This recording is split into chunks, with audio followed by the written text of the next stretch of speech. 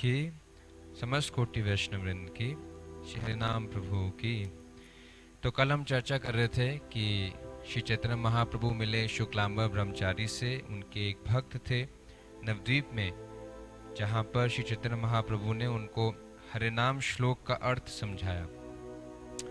तो प्रसंग वहाँ ख़त्म नहीं होता है। फिर चैतन्य महाप्रभु शुक्लांबर ब्रह्मचारी को बताते हैं कि हरिनाम श्लोक को अपने जीवन में उतारने के लिए हमने अपने हृदय को उपजाऊ बनाना पड़ता है।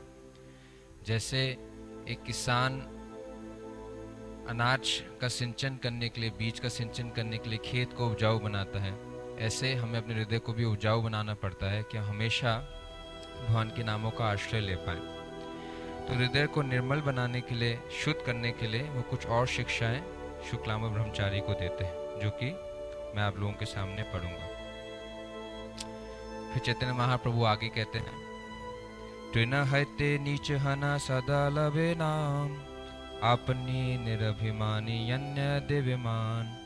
श्री चैतन्य महाप्रभु कहते शुक्लांबर ब्रह्मचारी को कि अगर आप हमेशा पवित्र नाम का कीर्तन करना चाहते हैं तो आप अपने अंदर विनीत भाव लाएं, अपने आप को तृण से विनीत समझकर हमेशा नाम लें और अपनी मान की इच्छा न करके सदैव दूसरों को मान दें। फिर वो कहते हैं, तरुसम सहिष्णुता वैष्णव करीबे, भर्सना ताड़े ना काके किचु ना बोलीबे।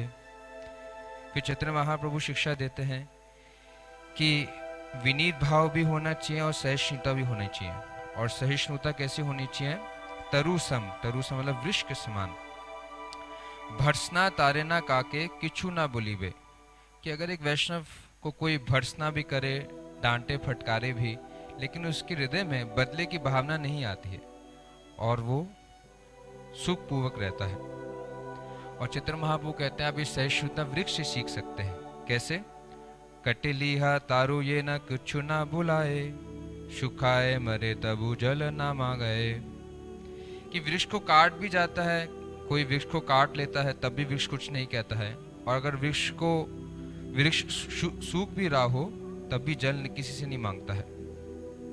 ए मत वैष्णव करे किछु ना मांगिबे, आया चित्त वृत्ति की व शाख फल खाइबे। उसी तरीके से वैष्णव जो है वो हमेशा संतुष्ट रहता है और सरल सादा जीवन जीता है, बिना किसी के ऊपर निर्भर रहे। सदा नाम लैबे यथा लाभे ते संतोष, ऐते आचार करे भक्ति धर्म पोष। चैतन्य महाप्रभु कहते हैं कोई ये आचरण अपने जीवन में स्वीकार करता है तो उसके हृदय में जो भक्ति है, धर्म है, उसका पोषण होगा। कैसे पोषण होगा? अगर वो सदा नाम लेगा और हमेशा हर परिस्थिति में जीवन में संतोष रखेगा। त्रिनादिपि सुनीचेन तरोरेव सहिष्णुना, अमानिना मान देना कीर्तनिया सदा हरि। ये प्रसिद्ध श्लोक है। चैतन्य महाप्रभु ने श्लोक बोला और फिर उसके बाद कहा, ऊर्ध्व बाहु करी कहो सुना सर्वलोक, नाम सूत्र गाथी पर कंठे ए श्लोक। तो हमेशा इस चीज़ का हमारे स्मरण रहे कि ये गुणों को हमें विकसित करना है सुखपूर्वक क्रमशः। तो उसके लिए क्या करना चाहिए? ऊर्ध्व बाहु करे कहे। चैतन्य महाप्रभु ने दोनों हाथ खड़े कर लिए और फिर कहा, सुनो सर्वलोक, सभी लोग सुनिए, नाम सूत्रे गंथी करे कंठे ए श्लोक। कि आप एक सूत्र बनाएं भगवान के नामों की और उसमें इस श्लोक को कि हमें विनीत बनना है तृण से ज़्यादा और सहिष्णुता बनता है वृक्ष से ज़्यादा, इसको हम अपने कंठे में नाम के सूत्र की माला बनाकर अपने गले में हमेशा रखें, ताकि इस श्लोक का हमें स्मरण रहे। और आखिरी में चैतन्य महाप्रभु कहते हैं कि अगर कोई ऐसा प्रयास करता है तो क्या होगा? प्रभु राज्ञा करे ए श्लोक आचरण, अवश्य पाइबे तबे श्री कृष्ण चरण। कि भगवान की आज्ञा के अनुसार अगर इस श्लोक का कोई आचरण अपने जीवन में करता है तो क्या होगा? अवश्य पाइबे तबे श्री कृष्ण चरण।